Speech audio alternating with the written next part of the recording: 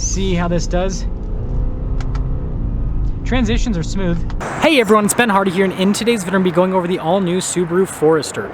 Before we get in this video though, a huge shout out and thank you to the Nate Wade Subaru here in Salt Lake City, Utah for giving me some time with this Forester. This particular one is available for sale, so if you're interested, I'll include a link to their inventory in the description down below so you can check what they have. They also happen to have a few manual WRXs for sale as well, if that's your cup of tea, and they have an automatic BRZ as well. So like I said, check them out, ask for Brock if you have any questions, and then on a side note, if you want to save time and money the next time you purchase a car, link to my car buying guide in the description down below. Let's get into it.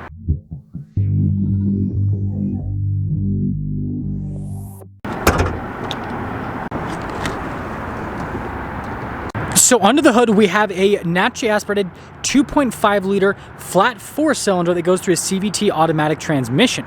Fuel economy is 26 around town and then 33 on the highway, with power outputs being 182 horsepower and then 176 pound-feet of torque. Now, before we go over the front end, I do want to mention, if you want to see more videos just like this, then I recommend you subscribe because I post content every single day. Now, taking a look at the hood, you guys can see it's kind of flat there in the center, and then you've got these distinctive divots on either side. Pretty cool looking daytime running lights wrapped around the headlights here, and then notice the fog light is actually a halogen bulb, and then you can see the grille all blacked out with the Subaru logo front and center, and then the trim below that also blacked out. And putting it all together, I think it actually looks really good for a Forester. Come around the side here, tire wheel setup is 225, 55, 18 in the front and over in the rear as well. And then you guys can see with the wheel design, you got the silver on the top, and then notice it's darker below that. Pretty chunky looking fender flares here. Notice you got a little splash guard as well, and then you guys can see the darker trim here at the bottom. Notice the mirrors body painted, and then you got chrome trim all around the windows, and we've got that roof rack, roof rail system. And then taking a look at the side view here, I think it actually looks really good. And if you guys are wondering, this is similar in size to like a Honda CR-V or Toyota RAV4, for example. Now, taking a look at the key fob, we've got our lock function, we've got our unlock function, which is the Subaru logo, and then the opening here for the trunk. And well, we'll press that, and it'll pop open. Now, popping inside, you guys can see we've got a cargo cover here in the rear, and notice we've got these little latches right here to fold down the seats in the rear, and speaker for the Harman Kardon sound system as well. And overall storage space is actually pretty dang solid here in the back. And then when you're all done with the rear, you can press this to lock it, and then that will lower down the hatch. Now here's a quick look at the tail lights, and then you guys can see with our like Forester badge, Subaru badge, pretty normal, and another Subaru badge here on the other side. And then you've got parking sensors here at the bottom, and then we just have a singular exhaust tip.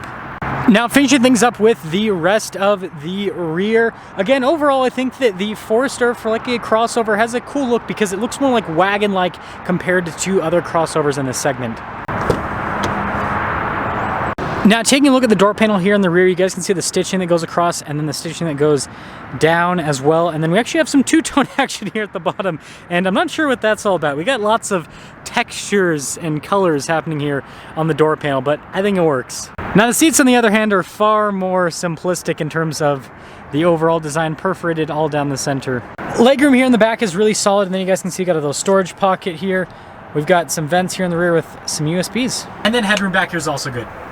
And wait for it, cup holder armrest.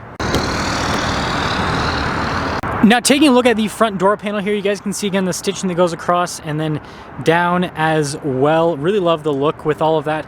We've got all of our window controls. Notice the front two are automatic. You've got your mirror adjustments, and there's a quick look at the mirrors. They've got blind spot monitoring, and we've got more of this like funky trim here. Now, with the front seats, you can see that you've got a similar design as what you have in the rear. Obviously the bolstering's a little bit different, and then we have all of our power adjustments here on the side. Now, I've got quite a few functions built into here. This is for the blind spot monitoring to turn it off. That's for your auto stop start. And then you guys can see for the stability control, that is for the hatch. You got the memory function as well. And then this is for your steering responsive headlights if you want to turn that function off. And then the steering wheel is manually adjustable.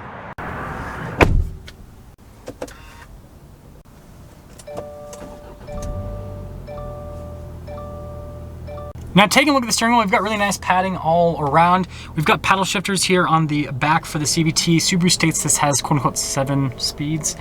We have adaptive cruise control here with our steering assist. And then you guys can see we've got like our volume, phone controls, some controls for the center stack. We actually have a heated steering wheel button on the steering wheel itself. And Yeah, pretty solid. Also, turn signal light stock, windshield wiper stock. Now taking a look at the center here, first off I can press the little info button here to show you guys different bits of info on the center, pretty straightforward stuff. And then you guys probably noticed the SI buttons on the steering wheel just below the cruise control. That's for your SI drive, so that's like your first set of drive modes, but we have more drive modes. So we also have a snow and a dirt mode, and then we have a deep snow and a mud mode, and then we can just push back in for normal, which puts us back into the normal SI drive mode. So lots of drive mode action. Now the Outback also has this cool screen here at the top, which when I change the drive modes also changes the graphic here. So it actually shows like off-road information, which I don't know, I find that to be pretty sweet. In reverse, we do have a backup camera with trajectory lines that turn with the steering wheel, and resolution on the camera is pretty good. Now, as for the rest of the infotainment system, this is obviously not Subaru's new giant infotainment system, but I mean, still easy to use. You have like these little shortcut buttons here at the bottom, so like I can go to the map, for example, and response time with the screen itself is actually pretty dang solid. And the fact that we have analog controls for the volume and the radio tuner, like that's all you need.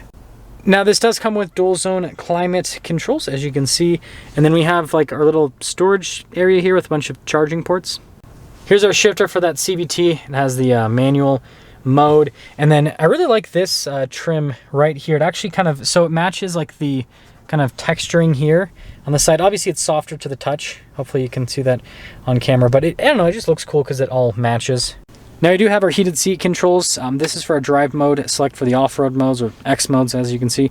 And then your parking brake right here, and then that's your auto hold. And then we've got some cup holder action here, and then look at the center console with nice padding on it, and goes in pretty deep as well, which is cool. Now taking a look at the dash, you guys can see we've got some padding here, and then again, that texture is like everywhere. But also that gray trim. Pretty normal glove box here. And then up top here, you guys can see for the lane departure and then our collision assistance. And then notice with the sunroof, it has a manual shade and it's pretty big. So it's like you gotta like really go back with your arm to open it up all the way. Now here's our window sticker for the Forester, and you guys can see all the standard equipment there. Well, it's kind of hard to see, but anyways, this is a limited Forester. Base MSRP is $33,075. This has a few options added to it, like the splash guards, crossbars, all that. Total MSRP after destination, $37,075. Let's see how she scoots.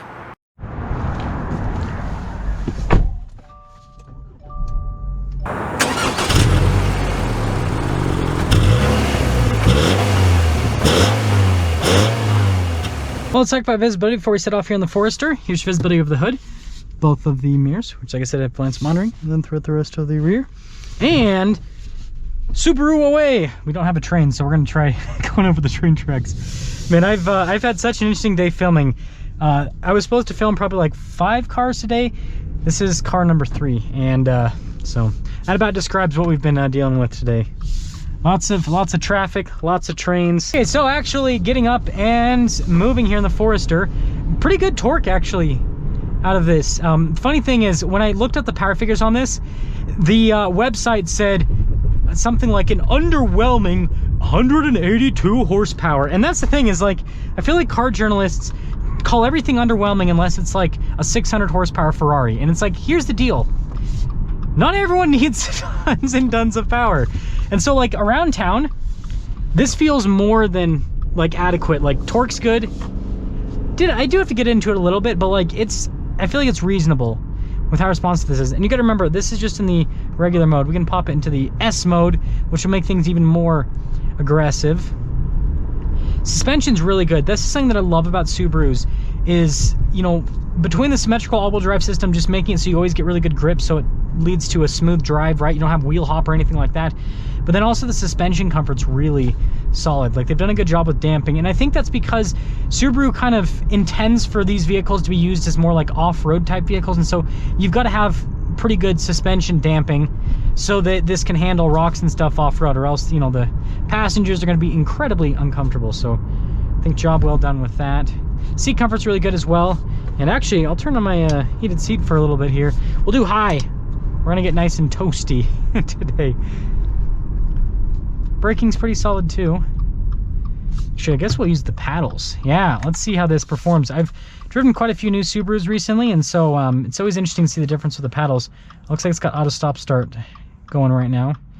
which I don't have the climate controls on, so it makes it easy for it to do that. So we will see how this does. Transitions are smooth. I mean, it's pretty responsive with the paddles.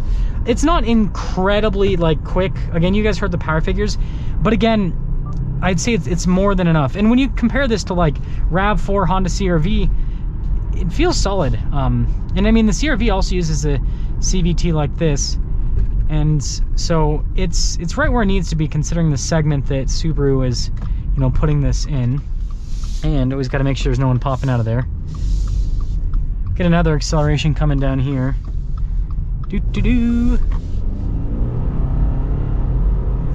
Yeah, I'd say it's pretty good. Again, it's no rocket ship by any means, but it's adequate. So, summing things up with the Forester, I really like this. I think it's comfortable. I think the interior is nice. It feels like a bit more upscale compared to some other cars in this segment. I'd say that the other vehicle that would compete more with this, should we jump it off the ramp, by the way? Always tempting, right? Anyways, the vehicle that would compete more in line with this, I feel like from an interior perspective would be like the new Honda CR-V, because they've gone more like luxury with that, and that's kind of what this feels like, is Subaru's trying to make this more luxury. But yeah, overall, really good car, and I want you guys to let me know what you think about this new Forester.